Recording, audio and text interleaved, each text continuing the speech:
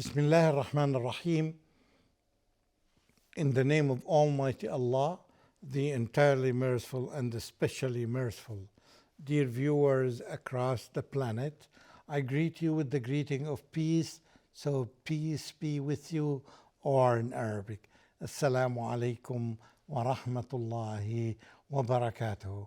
I'm quite sure that you may notice that the big smile that comes with everybody who says Assalamu alaikum wa rahmatullahi wa barakatuh, because it's so positive that you wish from the bottom of your heart that peace would spread everywhere on the globe, so that every human and every non-human would enjoy kind of security and peace. This is a goal that we are targeting, and it begins with this kind of simple greeting that says Assalamu alaikum wa rahmatullahi wa barakatuh. Welcome to this show, welcome to this program, welcome to Take Treasures, free treasures. Perhaps you may not have heard it well. It's free treasures. It's treasures that you take them for free. It's not a paradox at all. It is the treasures that have been sent to us by Almighty Allah in His final revelation, the Holy Quran. Every verse of it is a treasure. When you benefit from the meaning, when you share the meaning with others, but you need to understand it first. And that's what we try to do this here. And I encourage you that after every episode, if you know and highlight, I'm quite sure that you do that, the verse that we study or cover, and after that, you go for some books, some references, some tafsir of the Quran. And all the time, when I say tafsir, I mean the authentic tafsir, the tafsir that had been used by the companions and the followers of our beloved Prophet Muhammad sallallahu alaihi wasallam. To begin this episode, I would love to raise this question, something to think of, because we agreed together in previous episodes that reflection and deep thinking is the one that helps our minds become broader and deeper. The question is, when does our Lord destroy people and destroy nations? In other words, when did Allah destroy entire nations from the planet?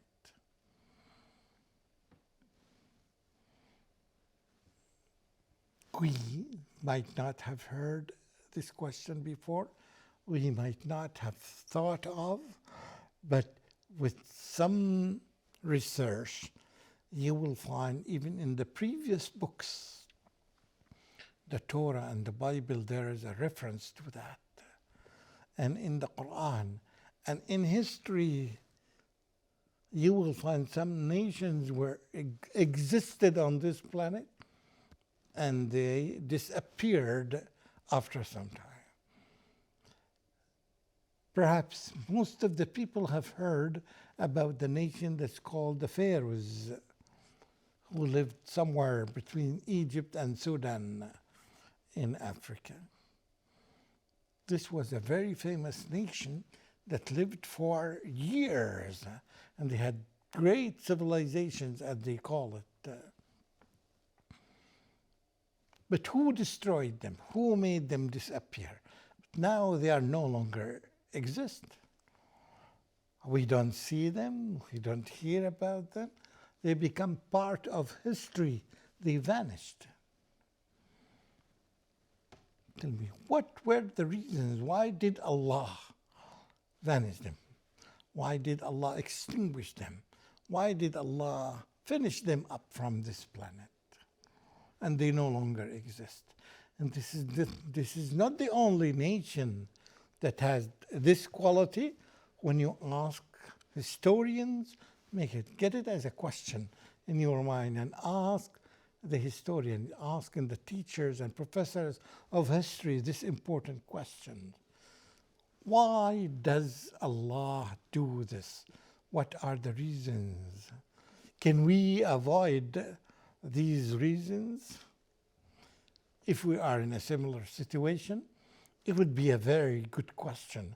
And I'm quite sure it may require a lot of research, and it may be a good theme for the researchers to get their PhDs or to write dissertations on.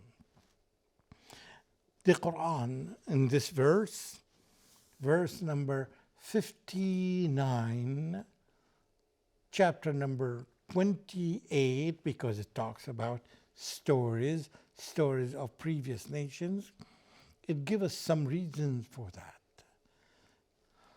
And the reasons, as they mentioned in this verse 59, أعوذ بالله من الشيطان الرجيم وما كان ربك مهلك القرى حتى يبعث في أمها رسولا يتلو عليهم آياتنا وما كنا مهلك القرى إلا وأهلها ظالمون. This can roughly be translated as, and never will your Lord Allah destroy the towns until He sends to their mother town a messenger reciting to them our verses. And never would we destroy the towns unless the people thereof are dhalimun, or unless the people there are polytheists or wrongdoers or disbelievers in the oneness of Allah, or they are oppressors and tyrants. This is a rough translation, but it answers this question that I began with, which is, which are the contexts, which are the reasons that are considered reasons for destroying towns and nations. We've heard about nations, old nations and old civilizations that had been utterly destroyed. What are the reasons? This is one of the reasons. It says that, first of all, as a sign of mercy of Allah subhanahu wa ta'ala, to keep our hearts, alhamdulillah, comfortable.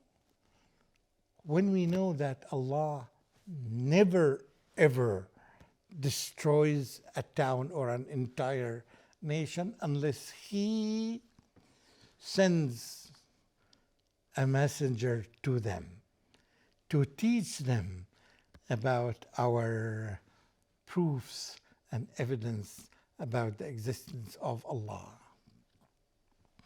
This is one condition.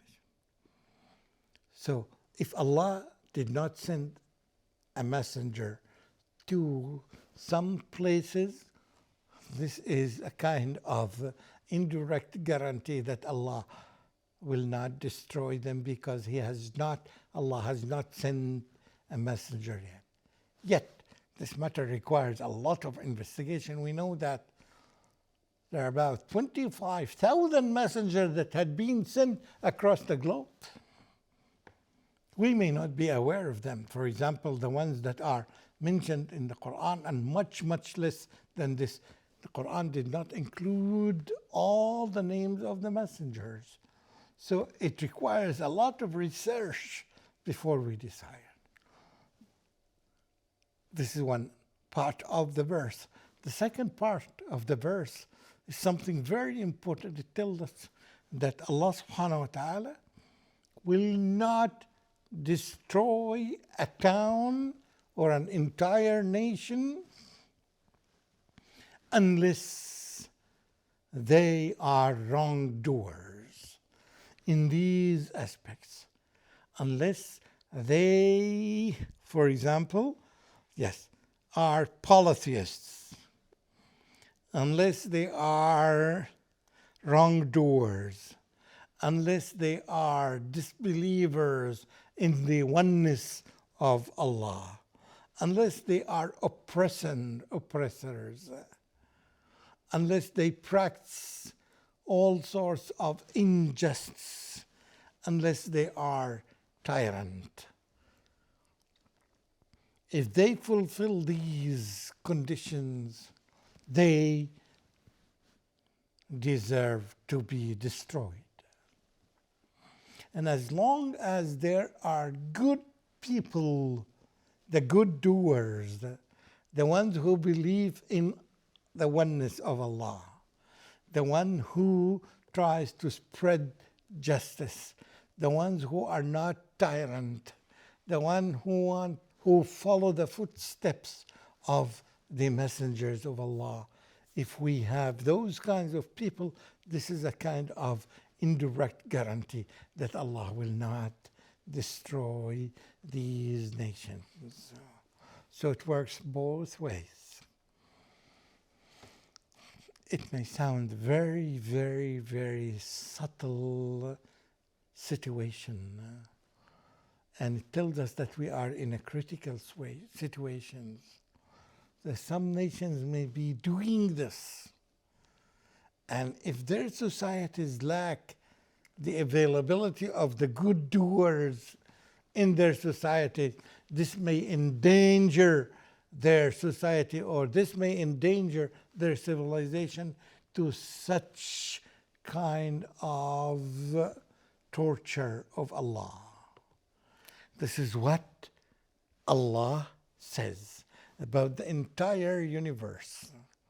And this rule applies whenever it's worthy of applying, whenever it has all these conditions fulfilled. So it is an assumption here that this may happen.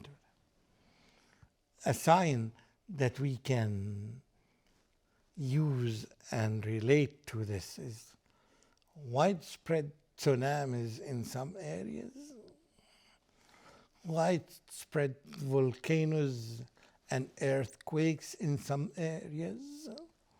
There are many other things that we call it natural phenomena. They may look natural, but we don't know the wisdom behind using them. But Allah, the one who created them, is telling us this piece of knowledge. So it is very unique knowledge, and as you can see, that only limited number of humans who are concerned about this, who focus on this issue, who try to examine them and to see. And it requires a lot of deep study. And we are thankful to Allah subhanahu wa ta'ala that Allah subhanahu wa ta'ala tells us. And that the more you do your best to spread the word of Allah, to make people better humans, and they can never be better humans unless they become as Muslims. They become the followers of the religion of Allah subhanahu wa ta'ala. This requires a lot of work and a lot of cooperation from people. This would be one of the purposes of this program like this. When you learn such a thing, you do your best as much as you can to try to spread the word of Allah to the people who have no knowledge about it. You have the book of Allah, you have the verses, and you have the scholars are available. You can contact them and you can ask them. And yet you need to begin your work as early as possible. And it's not an individual work. The last individual who could have done this is Muhammad sallallahu alaihi wasallam. Yet there are many followers of Muhammad sallallahu alaihi wasallam who are practicing their job and their missions to continue the mission of Muhammad sallallahu alaihi wasallam. And you are part of this mission once you believe in Allah and in Muhammad sallallahu alaihi wasallam. You become involved in a way or another. And it needs a lot of sincerity and a lot of dedication and a lot of smartness, intelligence, that you use your powers and any kind of skill that you are equipped with to use it with others so that you can facilitate doing this job and make it easier and easier and easier. And now, thanks to Allah subhanahu wa ta'ala and thanks to the advancement of technology, it might look easier than previous times because you have the means and the tools that you can spread the word in shorter time than it had used before. Because before time, people needed to travel long distance to find the populations focused in one areas or in some areas so they can meet with them and they can explain to them. But now, through long distance, you can achieve part of this. And it may be safer for others, and it may be easier for others, but it is something that is doable. You do the work. You don't guarantee any results at all, because in previous episodes we proved that the guidance is not in your hand, it's not in my hand, it's not in the hand of any human. You just do your part. You convey the message to the others, to those who are eager to learn it. But are we doing this? Or are we still having a lot of people who don't have any kind of knowledge about this issue? But now you have the verse, and you remember the verse number 59, chapter number 28. And there are many similar verses that may be similar or identical with this verse, but all of them have this focus and have this task for all of us that tells us about the nature of these widespread destructions and the conditions of these constructions as they happen to previous nations.